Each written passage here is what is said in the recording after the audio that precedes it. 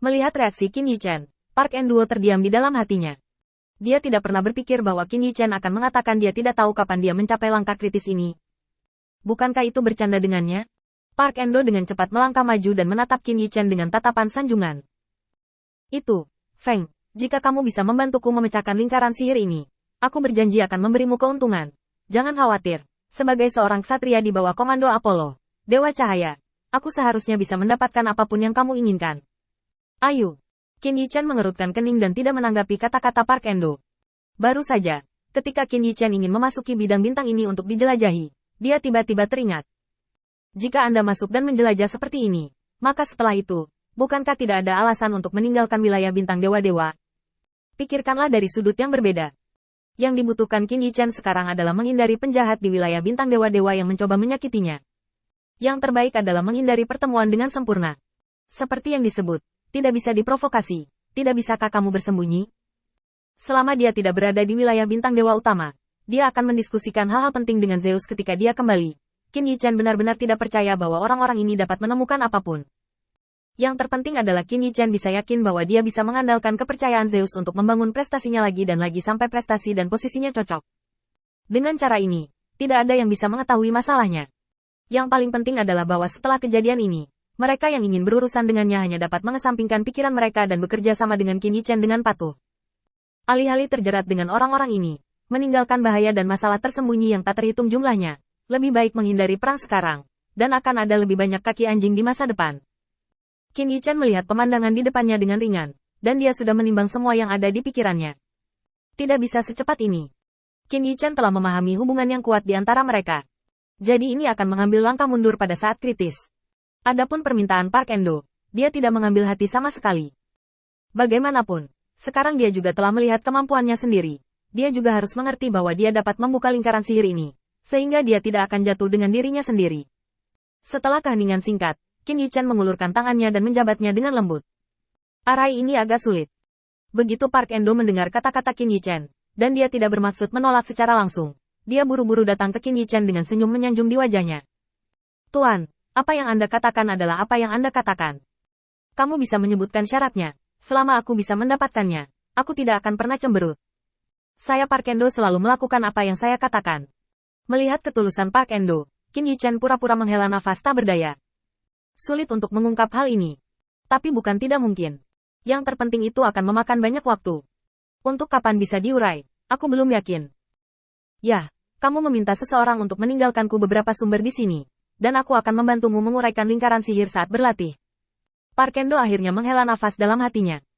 Apa yang paling dia takuti adalah bahwa Qin Yichen tidak akan menyetujui permintaannya atau membantunya melepaskan lingkaran sihir. Park Endo cerdas dalam hatinya. Jika dia benar-benar tidak memiliki cara untuk menyelesaikan masalah ini, dia hanya bisa mengandalkan Apollo, Dewa Cahaya. Tapi kalau begitu, jika senjata ajaib ini lebih bermanfaat bagi kuil, Apollo, Dewa Cahaya, pasti akan mengambilnya. Meskipun kompensasinya tidak terlalu buruk, itu tidak cocok untuk senjata ajaib di dalamnya. Ini adalah pertama kalinya Park Endo menemukan senjata ajaib yang cocok, dan sudah lama menginginkan benda ini. Bahkan jika dia menyinggung Apollo, Dewa Cahaya, dia tidak peduli. Dengan tekad seperti itu, Pak Endo diam-diam menemukan seseorang untuk membantunya menyelesaikan masalah ini. Sekarang Qin Yichen telah menjadi satu-satunya ketergantungannya. Tidak dapat dihindari bahwa dia akan akomodatif. Oke, saya akan membiarkan seseorang menyiapkannya untuk Anda. Tetapi saya tidak tahu berapa lama waktu yang dibutuhkan Yang Mulia Feng untuk mengetahui semua ini. Qin Yichen melirik Park Endo dengan ringan, dan kemudian melihat ke Heaven Stealing Hand. Sulit untuk mengatakan, itu terutama tergantung pada kesempatan. Semuanya tentang takdir. Mengikuti kata-kata Qin Yichen, Park Endo mengangguk tak berdaya. Sekarang dia hanya bisa melakukan ini, dan membiarkan Qin Yichen merasa nyaman untuk membuka rahasia lingkaran sihir untuknya. Baiklah, kalau begitu tunggu kabar baik dari Yang Mulia Feng. Park Endo tidak tinggal di sini lagi, salah satunya karena dia tidak punya banyak waktu untuk tinggal di sini sekarang, agar tidak ditemukan oleh Apollo, Dewa Cahaya. Alasan kedua adalah dia juga perlu memberi Qin Yichen lingkungan dan kondisi yang dijanjikan sesegera mungkin. Dari sudut pandang saat ini, hanya dia yang memiliki kemungkinan untuk memecahkan lingkaran sihir.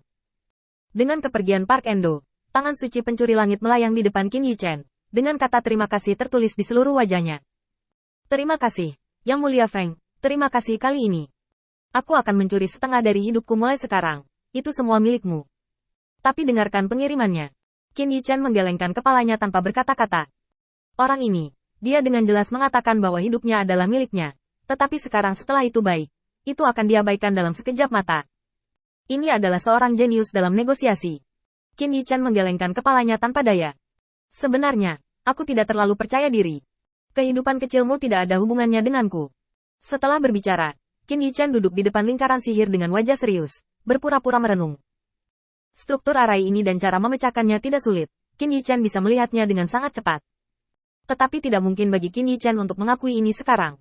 Yang perlu dia lakukan hanyalah menunda-nunda.